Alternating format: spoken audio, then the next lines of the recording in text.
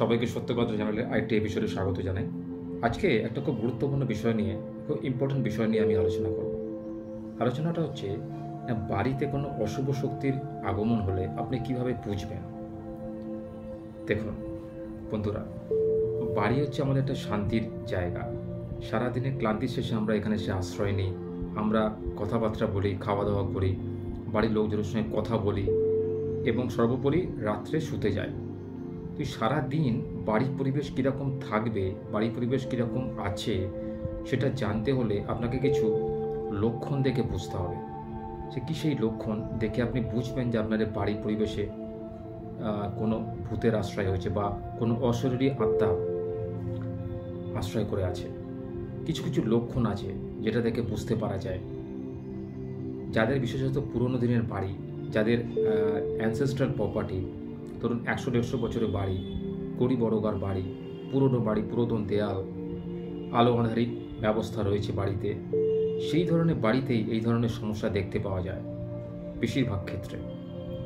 তবে নতুন বাড়িতেও যে হয় না এমন কোনো কথা নয়, হতে পারে।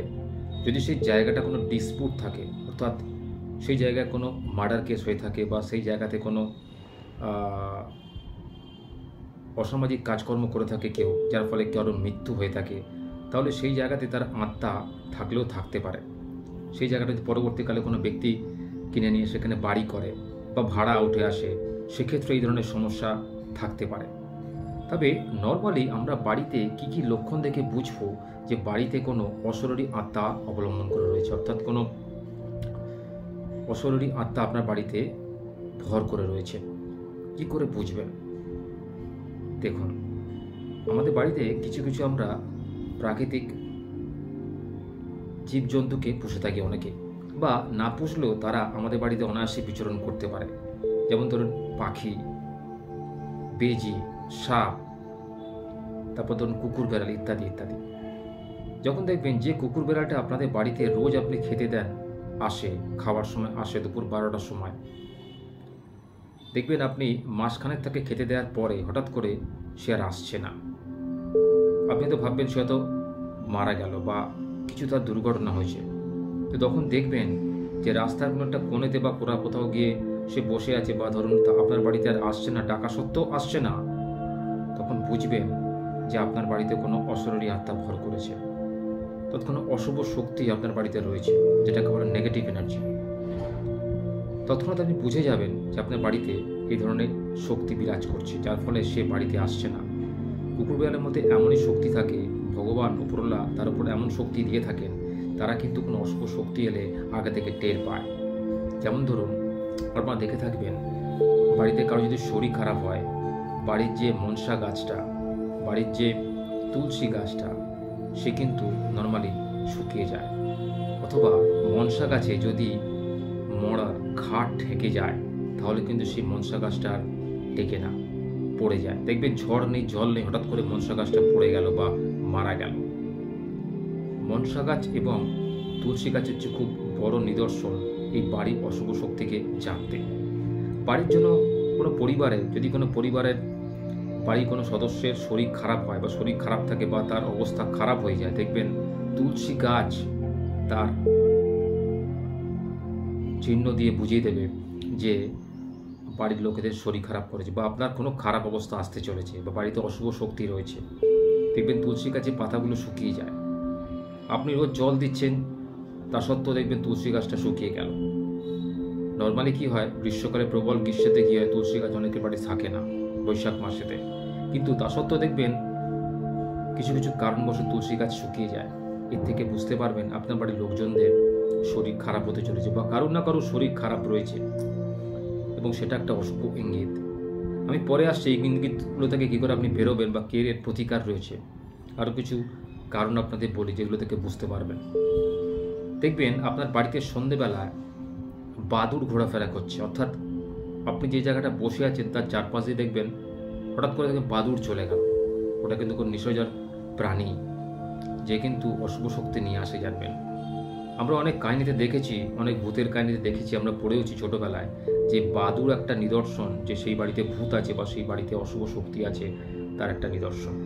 কারণ বাদুড়ের এমন জায়গা থাকে, খুব নোংরা পরিবেশে থাকে, যেখানে ধরুন কেউ বসবাস করে না, যেখানে কেউ কোনোদিন যায় না, যেখানে পরিত্যক্ত অবস্থা কোনো বাড়ি পড়ে রয়েছে বা সেখানে কারোর পদধূলি পড়ে না, কোনো ভাইব্রেশন নেই, পজিটিভ ভাইব্রেশন নেই, সেই জাতীয় জায়গায় দেখবেন বাদুড় জাতীয় জীবেরা বসবাস করতে ভালোবাসে। আপনার বাড়িতে যদি এরকম অবস্থার সৃষ্টি হয় যে বাদুড় আসছে, তাহলে কিন্তু বুঝে যাবেন যে আপনার বাড়িতে অশুভ শক্তি আছে, অবশ্যই আছে। আর কি দেখে বুঝবেন আপনার বাড়িতে অশুভ শক্তি আছে? দেখবেন দুধ উদলানোটা হচ্ছে একটা খুব নর্মাল ব্যাপার। বাড়িতে দেখবেন দুধ উদলে যায়, আপনি সামনে বসে আছেন, আপনার সামনে দুধটা উদলে গেল। সেটা তখন হয় যখন আমরা গ্যাসের শিখাটা বাড়ানো থাকে অথবা উনুনের তাপটা খুব বেশি থাকে, ঢাকা দেওয়া থাকে, সেক্ষেত্রে দেখবেন দুধ উদলে যাচ্ছে বা আপনি বসে থাকা সত্ত্বেও দুধটা উদলে যাচ্ছে।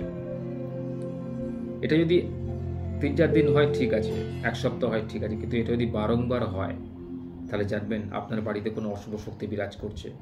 সে আপনাকে জানান দিচ্ছে যে আমি এই বাড়িতে আছি, আমি যতদিন আছি ততদিন তোমাদের কোনো শক্তি কাজ করবে না, আমার অশুভ শক্তি কাজ করবে। বা ধরুন আপনার বাড়ির লোকজনের হঠাৎ করে শরীর খারাপ হচ্ছে, কোনো কারণ নেই, আপনি ঠিকঠাক খাওয়া দাওয়া করছেন, ঠিকঠাক ওষুধপত্র নিচ্ছেন, তা সত্ত্বেও দেখবেন আপনার বাড়ির লোকেদের দেখবেন হঠাৎ করে শরীর খারাপ হচ্ছে, কারো জ্বর হচ্ছে, কারো সর্দি কাশি হচ্ছে, কারো হাত পা ভেঙে যাচ্ছে, কারো হাতে পায়ে ব্যথা, এইসবগুলো কারণগুলো হচ্ছে দেখবেন বরাবর লেগেই রয়েছে, কিছুতেই কিছু হচ্ছে না। আপনি ডাক্তারের কাছে যাচ্ছেন, ওঝার কাছে যাচ্ছেন, কিছুতে কিছু হচ্ছে না। তখন বুঝতে পারবেন আপনার বাড়িতে কোনো অশুভ শক্তি বিরাজ করেছে। ইমিডিয়েট এর সমাধান করার চেষ্টা করুন। ইমিডিয়েট কোনো বাস্তুকারকে ডেকে বাড়িটা ঠিক করান, বাড়িতে যাগযজ্ঞ করুন, দরকার পড়ে নারায়ণ পুজো করুন, দেখবেন বাড়ির সমস্ত দোষ, বাস্তু দোষ কেটে গেছে। আর কি দেখে বুঝবেন? দেখবেন আপনার বাড়ির লোকজন আপনার সঙ্গে খুব খারাপ ব্যবহার করছে, অর্থাৎ বাড়ির লোকজনের মধ্যে কোনো সদ্ভাব নেই। আগে ছিল, হঠাৎ করে দেখবেন সপ্তাহখানেক হলো কি মাসখানেক হলো কোনো না কোনো কারণবশত সবাই রেগে যাচ্ছে, অতিরিক্ত উত্তেজিত হয়ে উঠছে কোনো সাধারণ কথাতে। এর থেকে বুঝে যাবেন যে আপনার বাড়িতে কোনো অশুভ শক্তি বিরাজ করছে। কারণ বাড়িতে যদি অশুভ শক্তি বিরাজ না করে তাহলে কিন্তু এই ধরনের সমস্যা সৃষ্টি হয় না। যে বাড়িতে সকাল থেকে কলহ লেগে থাকে, অশান্তি লেগে থাকে, সে বাড়িতে যেমন লক্ষ্মী থাকে না, আর লক্ষ্মী যেখানে থাকে না সেখানে যেমন অলক্ষ্মী বাসা বাঁধে। অলক্ষ্মীর মূল কাজটাই হচ্ছে বাড়িতে সংসারে ঝামেলা লাগানো, একে অপরের সঙ্গে বিবাদ ঘটিয়ে দেওয়া, আপনার কোনো জিনিস ভেঙে যাওয়া, আপনার শরীরে কোনো ক্ষতি হওয়া, আপনার শরীর খারাপ হয়ে যাওয়া বা কারোর আর্থিক ক্ষতি হওয়া, এই ধরনের জিনিসগুলো লেগে থাকবে দেখবেন। তাই এই ধরনের লক্ষণ যখন দেখবেন তখন ইমিডিয়েট একটা কাজ করতে পারেন। বাড়িতে যদি গঙ্গা জল থাকে, সন্ধেবেলা বাড়ির চারপাশে ভালো করে গঙ্গা জল ছেটান এবং কর্পূর দিয়ে আপনার বাড়িতে ধুনো জ্বালান, জ্বালিয়ে পুজো করুন, মা লক্ষ্মীর আরাধনা করুন বা স্বয়ং বিষ্ণুদেবের আরাধনা করুন, নারায়ণের আরাধনা করুন, দেখবেন আপনার বাড়ির দোষ কেটে গেছে। কর্পূরের মধ্যে এমন শক্তি আছে যেটি কিন্তু বাড়ির যদি অশুভ শক্তি থাকে তার গন্ধে কিন্তু এরা আসবে না, অর্থাৎ ভূত প্রেতের কথা বলছি। যদিও বর্তমান যুগে এই কথাটা খুব অ্যাবসার্ড শোনাচ্ছে, ভূত প্রেত, কারণ সায়েন্সের যুগে ভূত প্রেত বলে কিছু নেই, সবটাই মনের ভুল। কিন্তু না, যেখানে সায়েন্সের শেষ সেখানে কিন্তু আধ্যাত্মিক জগতের শুরু। এমন অনেক জায়গা আছে, যে এমন অনেক কেল্লা আছে এখনও পর্যন্ত সেখানে কিন্তু ভূত প্রেতের আনাগোনা আছে, অর্থাৎ অশরীরী আত্মা সেখানে ঘোরাফেরা করে। সেখানে কিন্তু সরকার থেকে যাওয়া নিষিদ্ধ বিকেলে একটা সময় পরে, ঠিক আছে?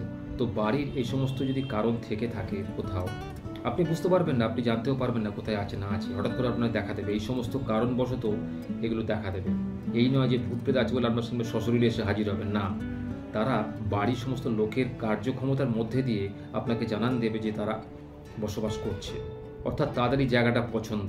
তার মানে বুঝে নিন, যে বাড়িতে ভূত প্রেত থাকতে পছন্দ করে সেই বাড়ির লোকজনের অবস্থা কীরকম, সে বাড়ির তাহলে আর্থিক সংস্থান কীরকম, আর্থিক পরিবেশ কীরকম। অতএব বাড়ি এই সমস্ত সমস্যা যখন হবে তখন কি করবেন? কর্পূর জ্বালিয়ে বাড়িতে চারপাশেতে ধুনো জ্বালাবেন। সন্ধেবেলা অবশ্যই বাড়ির দোরগোড়াতে জুতো রাখবেন না, ঝাঁটা রাখবেন না, ঝুড়ি রাখবেন না, কোনো নোংরা ফেলে রাখবেন না, কারণ অশরীরী আত্মা বা অশুভ শক্তি কিন্তু এইসব এতেই বেশি আসে। বাড়ির চারপাশ পরিষ্কার রাখবেন সবসময়, কোথাও নোংরা আবর্জনা জমতে দেবেন না। এবং সন্ধেবেলা, বিশেষ করে সন্ধেবেলা কোনোদিন ঝগড়াঝাটি করবেন না। বাড়ির পরিবেশে সবসময় শান্ত স্নিগ্ধ রাখবেন, ধূপ বাতি জ্বালাবেন সন্ধেবেলা, এবং ভগবানের আরাধনা করবেন। কোনো নেগেটিভ কথাবার্তা বলবেন না সন্ধ্যেবেলাতে অন্তত। কারণ সারাদিন আপনারা যে কাজকর্ম করেন তার এফেক্টটা পড়ে কিন্তু সন্ধ্যেবেলা, যখন মা লক্ষ্মী আপনার ঘরে প্রবেশের সময় আসে গোধূলি লগ্নে, সেই সময়টাকে আপনারা বেছে মা লক্ষ্মীর আরাধনা করুন এবং চারপাশে ভালো করে ধূপধুনো দিয়ে তার পুজো অর্চনা করুন। দেখবেন আপনার বাড়ি অশুভ শক্তিগুলো কেটে গেছে। এবং নিজেকে খুব শান্ত রাখার চেষ্টা করুন, গভীরভাবে চিন্তাভাবনা করুন যে এই সমস্ত রেমেডি কী করে আপনি পাবেন। অর্থাৎ এই যে অশুভ শক্তি আপনার বাড়িতে বারংবার আসছে, আপনি পারলে কোনো বাস্তুকারকে দিয়ে বাড়িটা একবার চেক করান এবং পারলে একটি যাগযজ্ঞ করুন বা কোনো যজ্ঞ করুন, নারায়ণের নামে যজ্ঞ করুন। দেখবেন আপনার এসব বাড়ির বাস্তু দোষ কেটে গেছে এবং বাড়িতে অশুভ শক্তি আসাও বন্ধ হয়ে গেছে।